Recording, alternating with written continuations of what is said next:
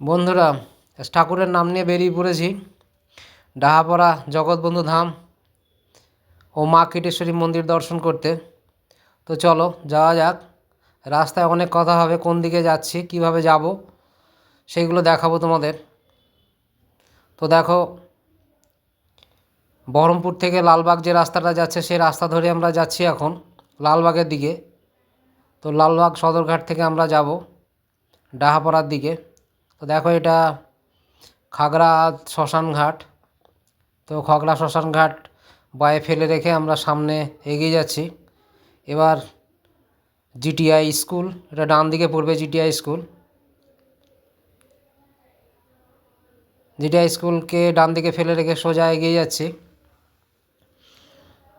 সুন্দর রাস্তাটা, খুব সুন্দর। এই রাস্তাটাই সকালের দিকে অনেকেই মর্নিং ওয়াক করতে আসেন। দেখুন,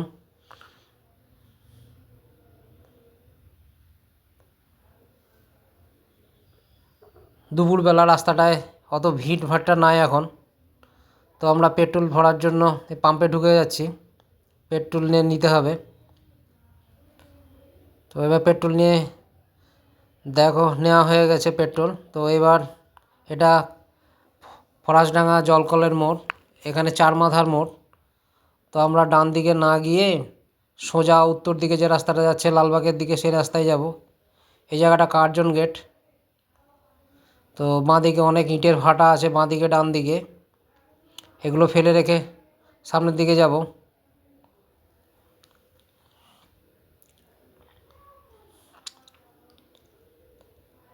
তো সামনে দেখো বাঁ দিকে একটা সম্ভবত ইংলিশ মিডিয়াম স্কুল, এটাকে রেখে এগিয়ে যাচ্ছে। এটা নতুন গ্রাম, নতুন গ্রামটা ক্রস করতে হবে। তো এবার লালবাগ ঢুকে গেছি। দেখো সামনে একটা মোড়, এটা ডান দিকে যে রাস্তাটা নিচের দিকে নেমে গেছে সেটা মতিঝিল পার্কের দিকে গিয়েছে। তো আমরা ওইদিকে যাব না, সোজা যাব লালবাগ সদরঘাটের দিকে। যারা খোশবাগ নবাব সিরাজদৌল্লার সমাধি দেখতে যাবে তারা এই লালবাগ সদরঘাটে পার হয়ে গঙ্গার ওপারে হতে হবে। একটু যাওয়ার পরে শকুন্তলা মোড় আছে, ওখান থেকেই বাঁ দিকে ঢুকতে হবে খোশবাগের দিকে। তো দেখো আমরা সদরঘাটের দিকে যাচ্ছি, নেমে যাচ্ছি, নিচের দিকে নামতে হবে। ওদিকেই ঘাট, গঙ্গার ঘাট, সামনে গঙ্গা আছে। তো এখানে টিকিট কাউন্টার আছে, তো এখানে আমাদেরকে টিকিট কাটতে হবে।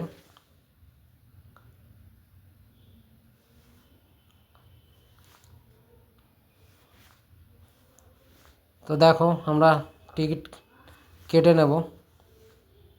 এখানে মাথা পিছু টিকিট 5 টাকা করে ধার্য আছে। তো আমরা দুজন ছিলাম, আমরা সঙ্গে বাইক ছিল, তো আমরা টিকিট কেটে নিলাম 15 টাকা দিয়ে। তো দেখো এখনও নৌকো ছাড়েনি, ভর্তি হয়নি। দেখো 4 চাকাও যাচ্ছে নৌকাতে করে, মানুষ 4 চাকা, মোটর সাইকেল, টোটো সবই যায়, পারাপার হয়। এধার থেকে ওধার মানুষ এইভাবেই পারাপার করে প্রত্যেক দিন।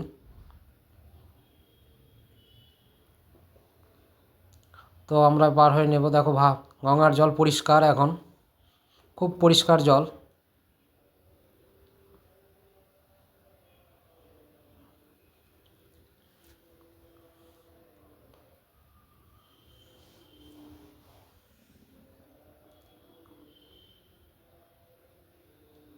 তো দেখো ঠিক আমরা মাঝগঙ্গায় এখন পার হচ্ছে, মাঝগঙ্গা। দেখো নৌকা আমাদের ঘাটে লেগে গিয়েছে। তো মানুষ মোটর সাইকেল এইভাবে পার হচ্ছে, দেখো উঠছে।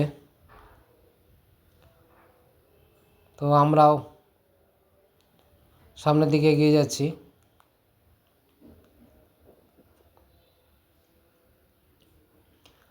এখান থেকে কিছু দূর যাওয়ার পরেই বলছিলাম শকুন্তলা মোড়, ওখান থেকে বাঁ দিকে গেলেই খোশবাগ যাওয়া যায়। তো অনেকেই ভুল করে। তো দেখো আমরা শকুন্তলা মোড় পেরিয়ে গেছি। শকুন্তলা মোড় পেরিয়ে পীরতলা বলে একটা জায়গা আছে, বাঁ দিকে যাব না, ডান দিকে এই পীরতলার দিয়ে ডান দিকেই যাব আমরা ডাহাপাড়া ধামের দিকে। তো দেখো দুই দিকে বাড়ির মধ্যে রাস্তা।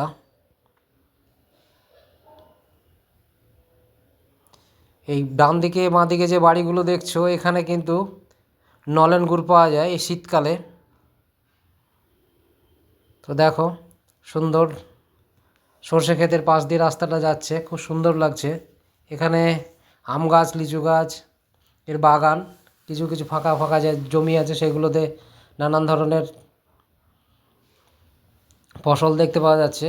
সর্ষে এখন শীতকাল তাই সর্ষে লাগিয়েছে, ফুল হলুদ ফুল, খুব সুন্দর লাগছে দেখতে। তো দেখো বিভিন্ন গ্রাম পেরিয়ে আমরা ডাহাপাড়ার দিকে যাচ্ছি।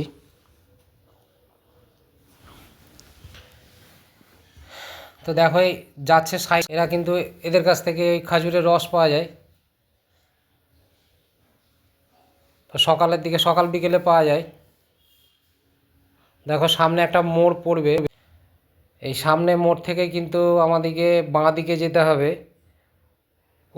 সোজা মোড় থেকে সোজা গেলে পরে ডান দিকে যাব না, সোজাও যাব না, উত্তরে যাব না, আমরা উত্তর দিকে গেলে উত্তর দিকে লালকুঠি আজিমগঞ্জ চলে যাওয়া হবে উত্তর দিকে। আমরা কিন্তু বাঁ দিকে রাস্তা নিয়ে নিচ্ছি, এদিকে ডাহাপাড়া যাব। দেখো সোজা ওই ধারে আজিমগঞ্জ যাচ্ছে রাস্তাটা। তা আমরা এখান থেকে ডাহাপাড়া ধাম খুব বেশি দূর নয়, হাফ কিলোমিটারের মধ্যেই পড়বে। তো দেখো ওই সামনে ডাহাপাড়া ধামের চূড়া দেখা যাচ্ছে। তো আমরা এসে গেছি, আর ডাহাপাড়া ধামের বাউন্ডারি ওয়াল দেখা যাচ্ছে দেখো।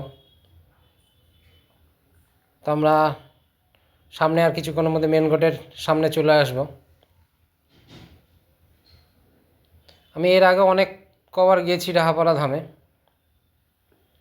তো এখন দেরি হয়ে গেছে, প্রসাদও এখানে শেষ হয়ে গেছে। তো মন্দির সাধারণত বন্ধই থাকবে এখন, মন্দিরের ভেতর বন্ধ থাকবে। মন্দির চত্বরে ঢোকা যাবে কিন্তু ভেতর বন্ধই থাকবে। তো এসে গেছি দেখো। দেখো সেটা ডাহাপাড়া ধামের ভেতরে যাওয়ার গেট, আমরা এই ভেতর দিয়েই যাব। ডাহাপাড়া জগৎবন্ধু ধাম, কি সুন্দর দেখো। কোনো উৎসব আছে হয়তো, তো মন্দির পরিষ্কারের কাজ চলছে। তো আমরা এই সামনের দিকে রাস্তাটা দিয়ে এলাম, আর সোজা যে রাস্তাটা যাচ্ছে এটা কীটেশ্বরী মায়ের মন্দির যাওয়া যায়। তো আমরা দেখো মন্দিরে প্রবেশ করছি এবার।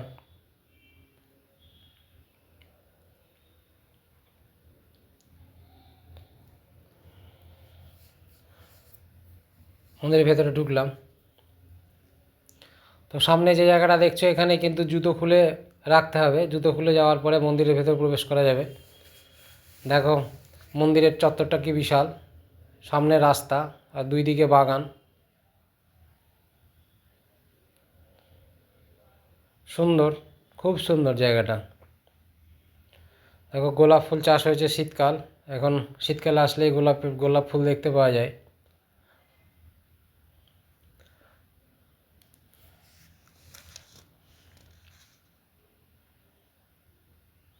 এখানে দেখো পরিষ্কার পরিচ্ছন্ন হচ্ছে, কোনো উৎসব হয়তো আছে তাই পরিষ্কার করা হচ্ছে।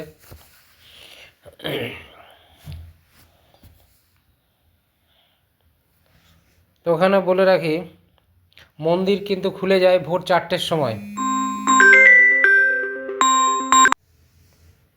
আর 11টার সময় বন্ধ হয়। তো তোমরা যারা প্রসাদ খেতে চাও তারা কিন্তু অবশ্যই 10:30টার মধ্যে কাউন্টার থেকে প্রসাদ কুপন সংগ্রহ করতে হবে। তো তো দেখো খুব সুন্দর। আবার বিকেলে মন্দির খুলে 4টের সময়, রাত্রি 9টা পর্যন্ত মন্দির খোলা থাকে, তারপর বন্ধ হয়ে যায়। তো আমরা এধার ওধার ঘুরে নিলাম।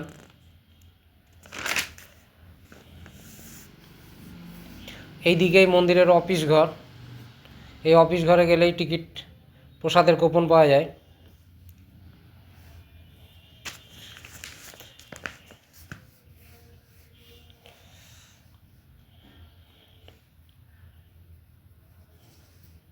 তো দেখো আমরা মন্দির তখন তখন গর্ভগৃহটা বন্ধ ছিল, ঠাকুরের ভোগ দেওয়া হয়েছিল। তো আমরা বাইরে থেকে দেখিয়ে নিলাম।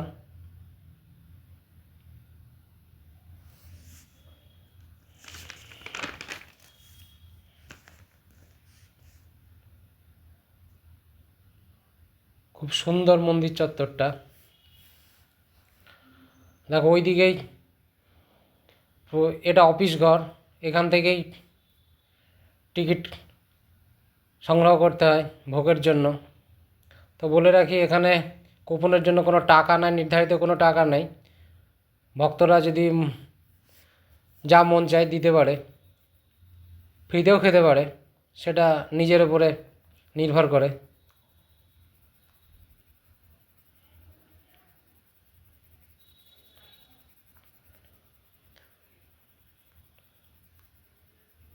তবে যদি কেউ মনে করো যে সকাল 10:30টার মধ্যে পৌঁছাতে পারছি না, তো কন্ট্যাক্ট নাম্বারে ওদের কন্ট্যাক্ট নাম্বার নিয়ে যোগাযোগ করতে পারো, তোমার জন্য কুপনটা রাখতে পারে মন্দির কর্তৃপক্ষ।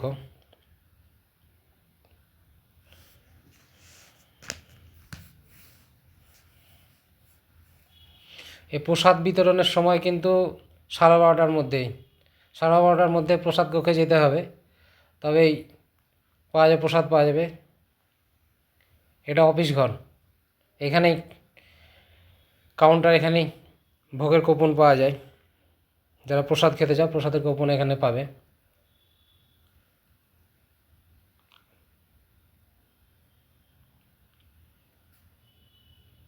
তো দেখো এই ভেতর দিকে এটা গোশালা, আমার বাঁ দিকে যে বাড়িটা দেখছো এটা গোশালা।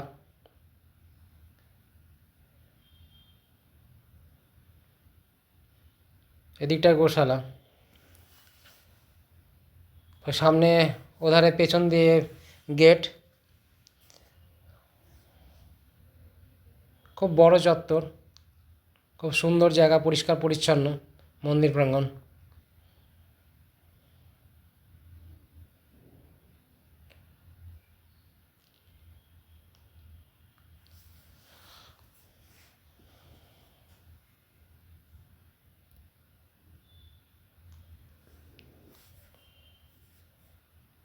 তো আমরা দেখো এবার বেরিয়ে যাব।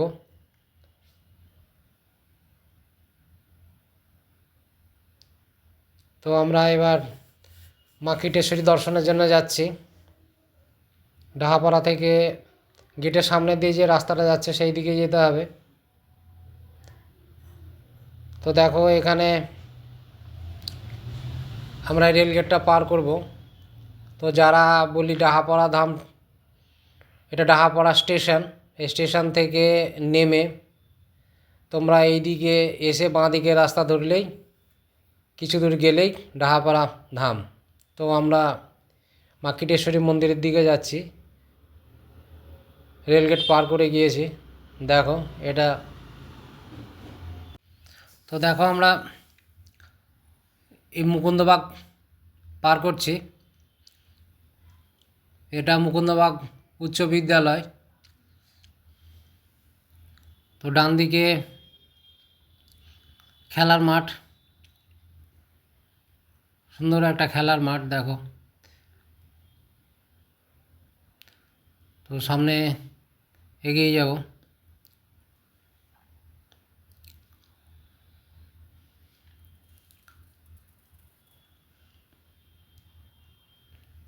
এখন শীতকাল,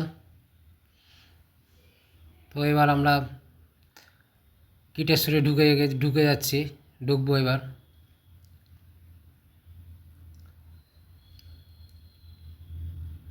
ঢুকে গিয়েছি।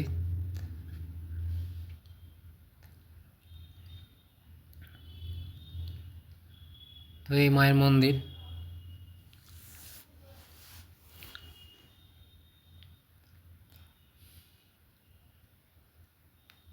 এই সামনে মন্দির মায়ের। তো আমরা এখানেই যাবো, এধার দিয়েই যাব। তো এখানে মেলা হবে, 1 মাস মেলা হয় এখানে, তাই মেলা বসবে। তো যারা মেলায় দোকান পাশার করবেন তারা কিন্তু নিজেদের জায়গা ঘিরে ফেলেছে, যে যার জায়গা।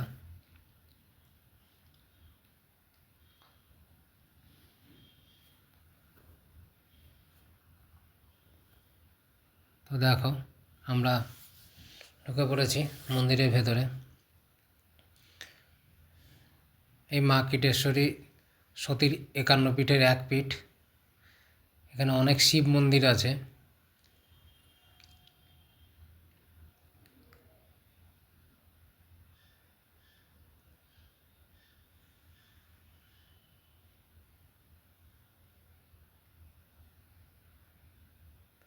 দেখো চারিদিকটা চারিপাশটা ঘুরে নিলাম, দেখলাম কোথায় কী আছে। সবই শিব মন্দির, এগুলো শিব মন্দির, এটা মায়ের মন্দির।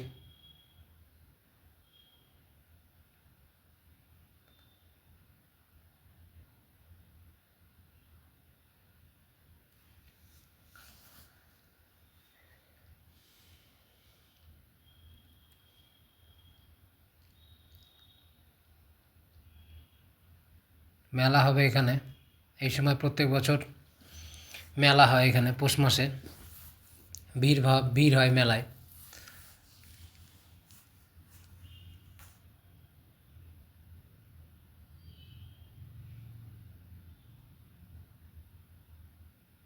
তো দেখো আমরা মন্দিরের ভেতরে ঢুকে গেছি।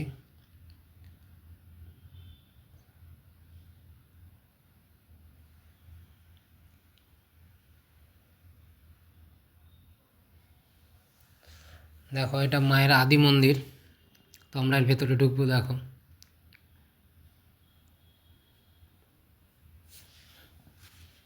মা সবার মঙ্গল করো।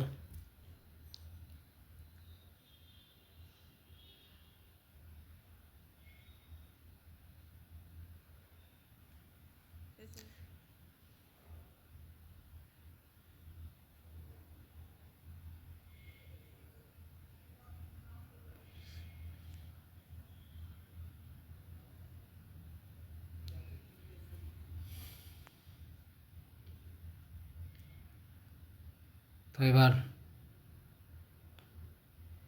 দেখো মন্দিরের ভেতরটা ঘুরে দেখলাম, খুব সুন্দর লাগছিল।